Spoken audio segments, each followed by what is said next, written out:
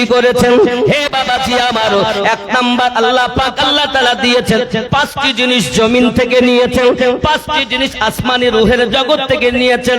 একটি হলো বাবাজি এই 5টির মধ্যে আগুন, পানি, মাটি, বাতাস, নাফসে আম্মারা, এই 5টি আলামে খলকের সঙ্গে আপনার সম্পর্কিত, জরু জগতের সঙ্গে সম্পর্কিত।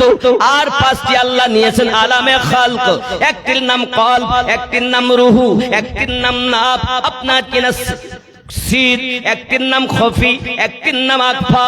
এই 5টি হলো আলামে খলকের সঙ্গে সম্পর্কিত। যুবক, রুহু যে মানুষের ভিতরে কেমন এটা কেউ বলতে পারিনি এবং পারবেও না, আজ পর্যন্ত বলিনি। শুধু এতটুকু বলা হয়েছে রুহু হলো নূর। রুহু কি? নূর। প্রথম নাম্বারে আপনি বলবেন লা ইলাহা।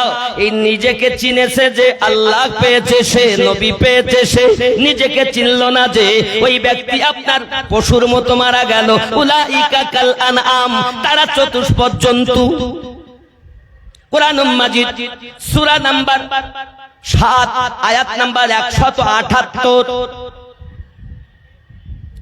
ও 79 আল্লাহ পাক আল্লাহ তাআলা বলেন উলাইকা কাল আনআম বাল হুম আদাল, তারাই হলো চতুষ্পদ জন্তু। ব্রেনের ভিতরে আসলে আল্লাহ কেন তারা পশু হবে, কেন তারা পশু হবে? আপনি তো শ্রেষ্ঠ জীব মানুষ বানিয়েছেন। আল্লাহ পাক আল্লাহ তাআলা বলেন লাহুম কুলুবুল্লাহু লা ইয়াফকাহুনা বিহা, আল্লাহ পাক তাদের অন্তর দিয়েছি, অন্তর দিয়ে তারা চিন্তা ভাবনা করে না। আমি আল্লাহ তাদের চোখ দিয়েছি, চোখ দিয়ে দেখে না। আমি আল্লাহ তাদের কান দিয়েছি, কান দিয়ে শোনে না। এই কারণে তারা হলো চতুষ্পদ জন্তু। এরাই হলো ক্ষতিগ্রস্তদের অন্তর্ভুক্ত, এরাই হলো গাফেল।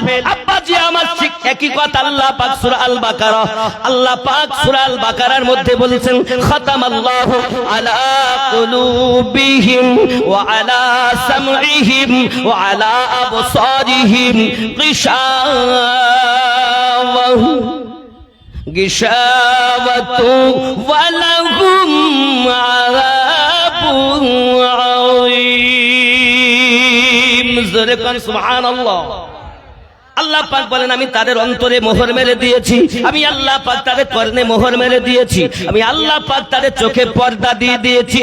তারা শুনেও শুনবে না। অন্তরে তাদের মোহর কে মেরেছে?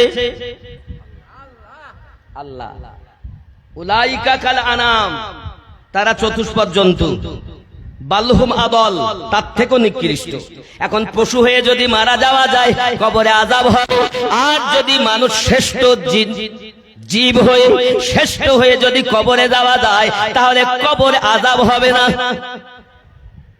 এটাই আমি আপনাকে বোঝাতে চাচ্ছি বাবা, খুব ভালো করে বুঝুন। পৃথিবীর জমিনে মহান আল্লাহ পাক আল্লাহ তাআলা 10টি জিনিস আমাদেরকে দিয়েছেন।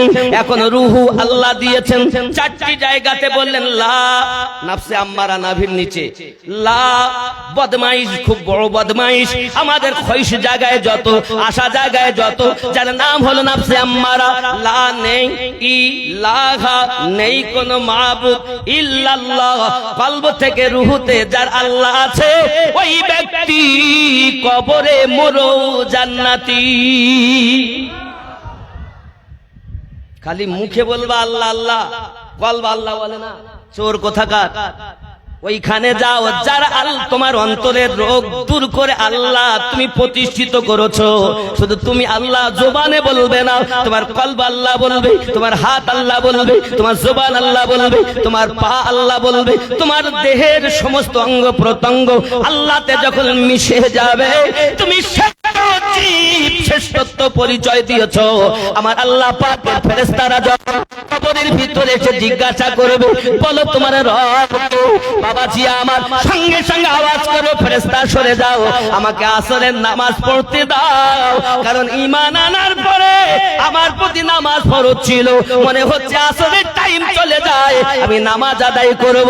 কিন্তু ওই সময় তার প্রতি নামাজ জরুরি নয়, কিন্তু নামাজের প্রতি তার এমন একটি আগ্রহ আছে, নামাজের কথাই বলবে। তাই যদি তাকে রাত্রে দাফন করেন আসরের টাইমের কথা বলবে, সকালে যদি দাফন করেন আসরের কথা বলবে, দুপুরে যদি করেন আসরের কথা বলবে।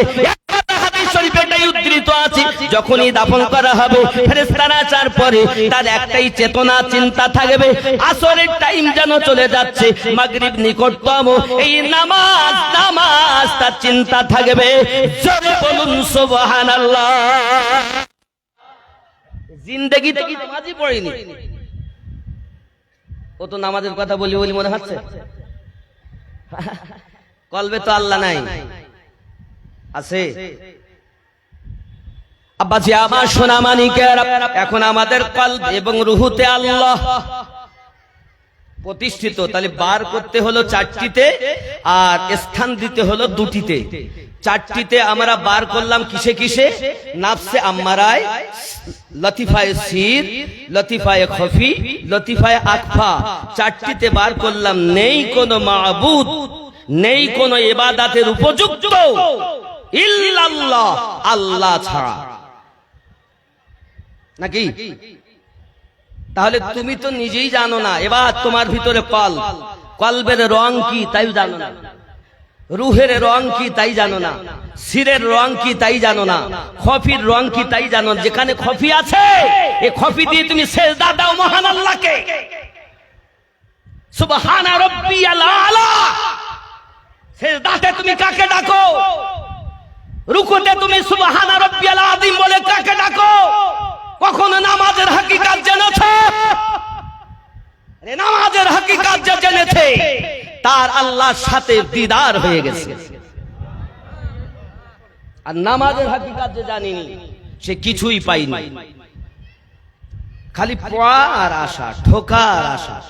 এজন্য কেউ বলেছিল মোটে তো নামাজে যায় না, হঠাৎ বলে ওরা মসজিদে গিয়ে কি পায়, একটা বতকে মুখ নিচু করলেও তো একটা গুলগুলা তুলে নিয়ে আসে, আর ইয়ারা শুধু মুখ নিচু করে কি পায়, এর লেগে তো মসজিদে যাই না।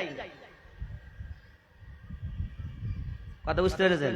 তো ওর ভিতরে তো আছে শয়তান, ওপরটা তো খুব পবিত্রতা করে নিলাম, জামা কাপড় টুপি হাব্বা জুব্বা খুব ভালো, আর ভিতরে ময়লা। আল্লাহ কি শুধু বলেছেন, রসুল কি শুধু জানিয়েছেন ওপরটা পাক করো আর ভিতরটা না পাক রাখো?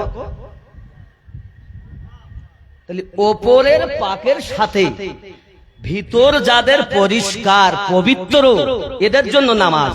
জোরে বলুন সুবহানাল্লাহ। আর যাদের খালি ওপরটাই পাক আর ভিতরটা না পাক, তাদের বুঝে নিতে হবে ওই জীবনটাই বেকার। কারণ রব্বে কারীম তাহারাতের কথা বলেছেন, তো তাহারাত শুধু দেহের ওপরটা নয়, ওপর পাক ভিতর পাক, তার হবে আল্লাহর ইবাদত। আর ভিতরে নোংরা ওপরে পরিষ্কার। যেমন আপনারা একটা ফল দেখেছেন, মাকাল ফল বলে, লাল হয় খুব দেখতে, ওকে কি বলেন আপনারা? মাকাল ফল বলেন তো? ও দেখতে কত সুন্দর বলেন তো, দেখতে খুব ভালো লাগে। আর যেই ভাঙা যায় তো কি মনে হয়? একদম নোংরা, নাকি? আল্লাহর নবী ছাড়া খোদা পাবি না।